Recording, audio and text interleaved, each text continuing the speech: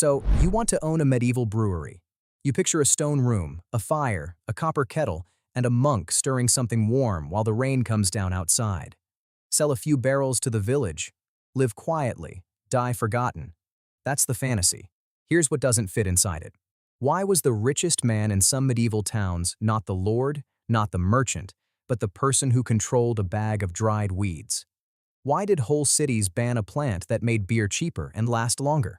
And why, if brewing was such a simple village craft, did it end up funding cathedrals, arming bishops, and turning a woman's kitchen into the most watched business in England? Start with the thing everyone gets wrong. People assume the money in a medieval brewery came from selling beer. It didn't. Not really. Selling beer was the least interesting part of the whole operation, and by the end of this, you'll see why the smartest operators barely sold any at all. Because to understand this business, you first have to understand the customer.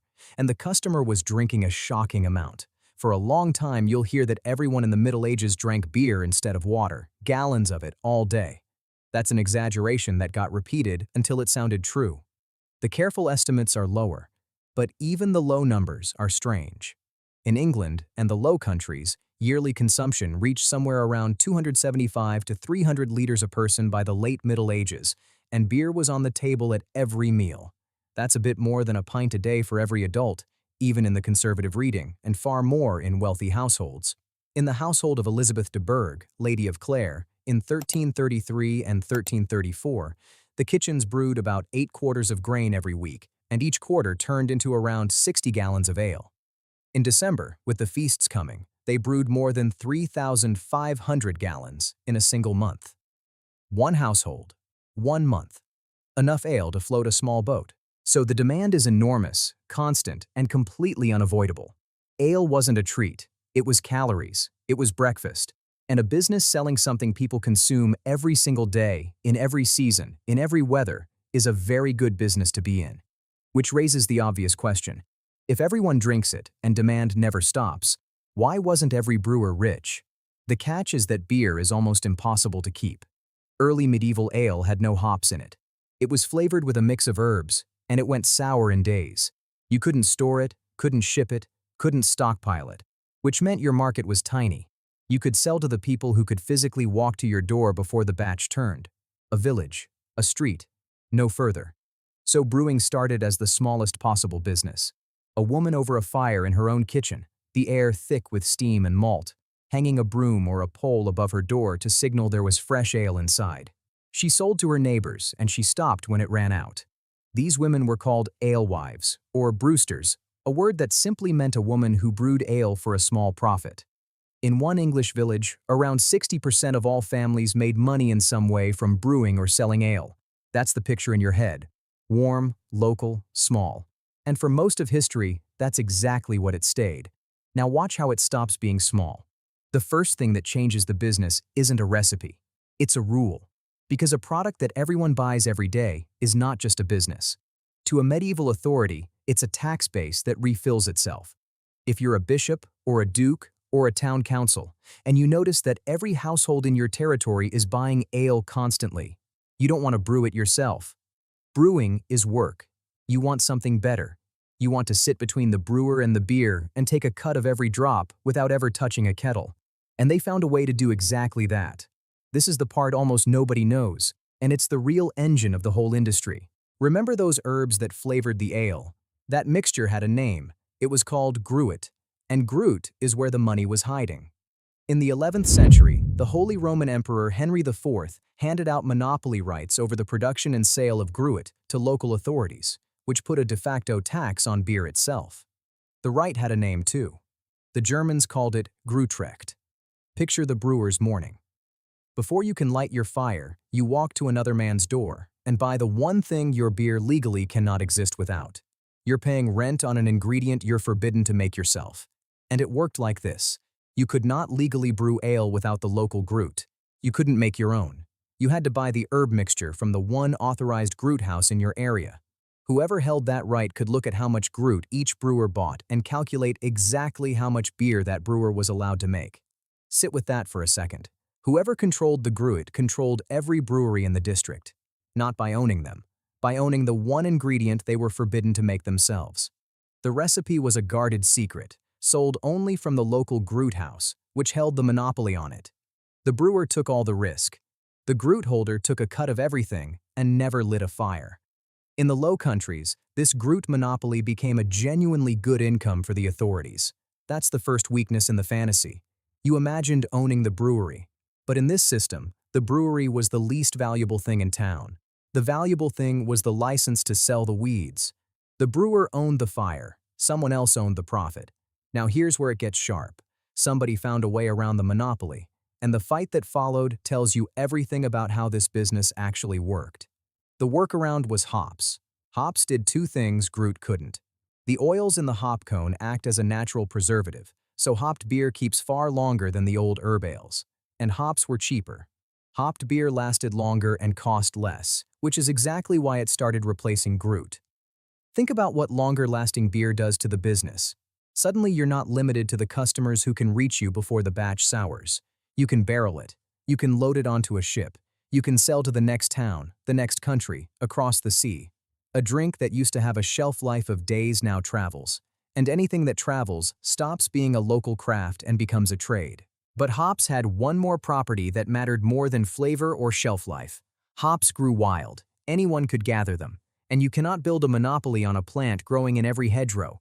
So the people holding the gruit rights did the only thing they could. They fought it.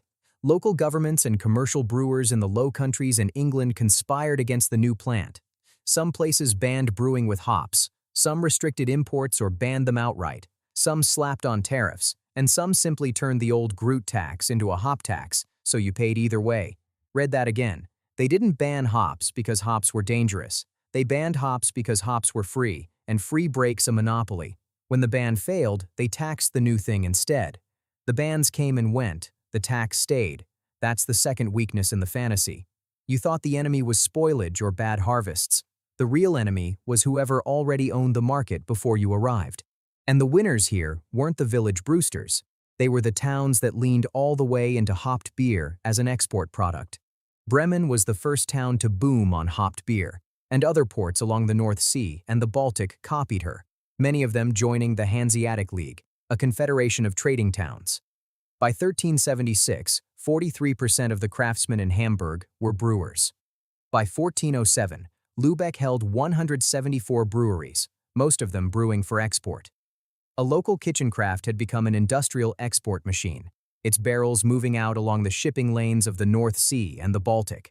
The beer was no longer the point, the route it traveled was.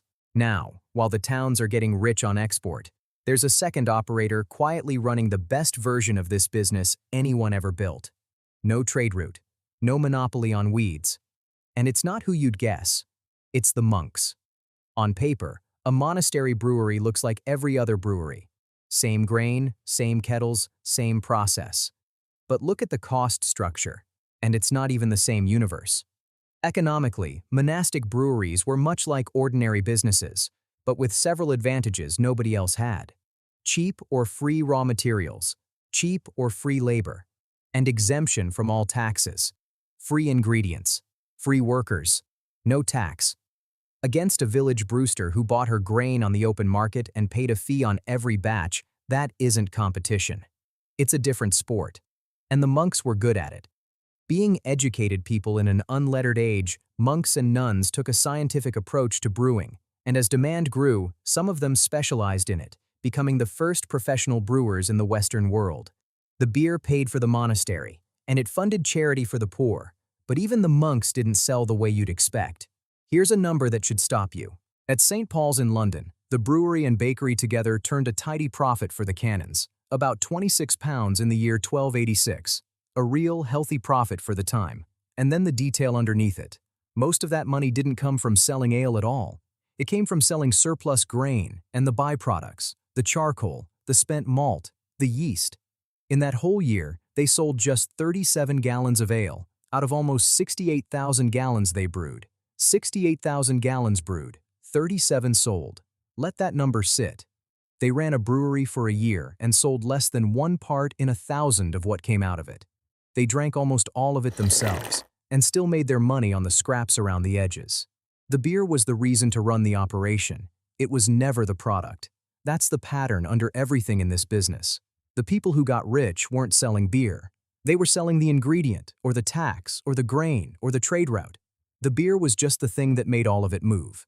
Now, back to your brewery. Because if you're the small operator, the one actually brewing and selling, there's one more force waiting for you. And it's the one that turned brewing from a trade into a trap. The regulator. A drink that every household buys every day is not just a tax base. It's a political problem. If the ale is watered down, or overpriced, or bad, everyone in town is hit at once.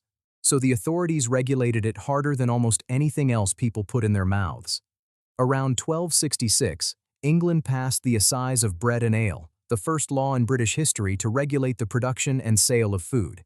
It tied the price of your ale directly to the price of grain, so you weren't setting your own prices, and it demanded standards of strength, purity, and honest measure.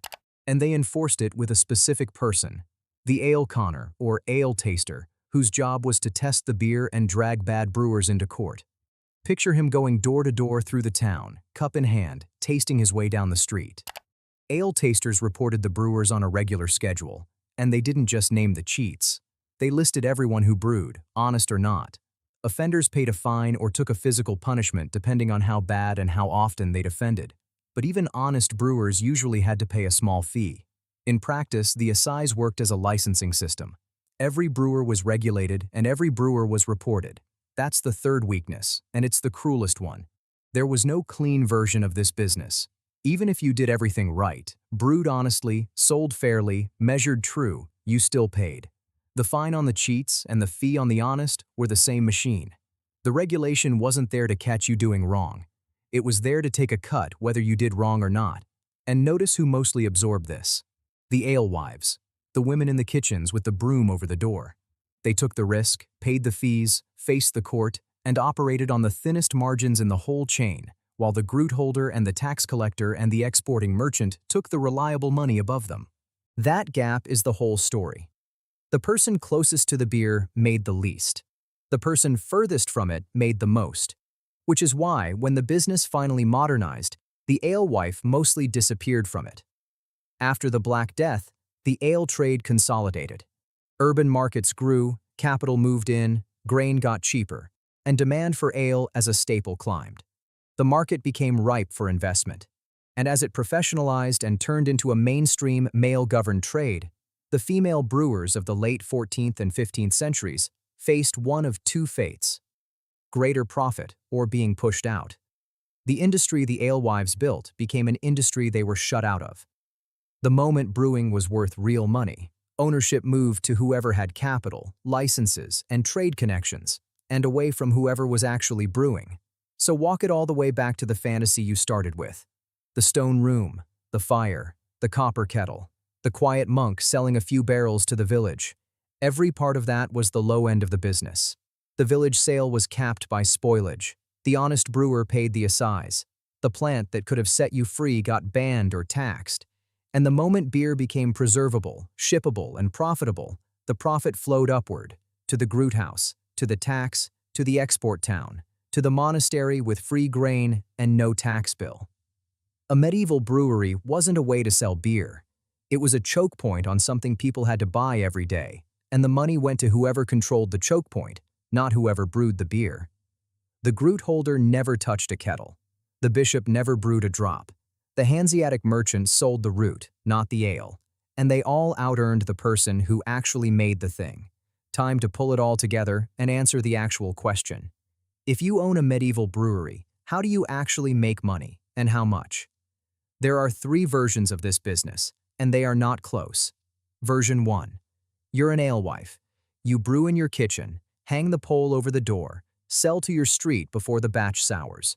A bushel of grain gives you maybe 7.5 to 10 gallons of ale, and you sell it at a penny to a penny and a half a gallon.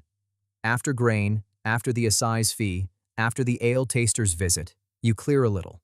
Enough to matter to a poor household. Never enough to change your life. You are the most watched, most taxed, thinnest margin operator in the entire chain, and you make the least. This is the business almost everyone actually ran. Version 2. You're the monastery. Free grain, free labor, no tax. You brew tens of thousands of gallons, drink most of it, run the operation for a century, and turn a steady profit on the grain and byproducts around the edges. The beer funds, the buildings, and the charity. You never depend on selling a single barrel to a stranger. This is the most durable version, and it's durable precisely because it was never really about the sale. Version 3. You don't brew at all. You hold the gruit right, or you sit on the town council setting the assize, or you're the Hanseatic merchant who owns the barrels and the route. You take a cut of every brewery in the district without ever touching one. In a town like Lübeck, with 174 breweries paying in, that cut is a fortune. This is where the real money in the medieval beer economy actually lived. Above the fire, never near it. So if you still want to own a medieval brewery, here's the last thing worth knowing. The person stirring the kettle was never the one who got rich. The winners owned the weeds, the rule, or the road. The beer was just the excuse that kept everyone buying. Own the brewery, and you own the hardest job in town. Own what the brewery can't live without, and you own the town.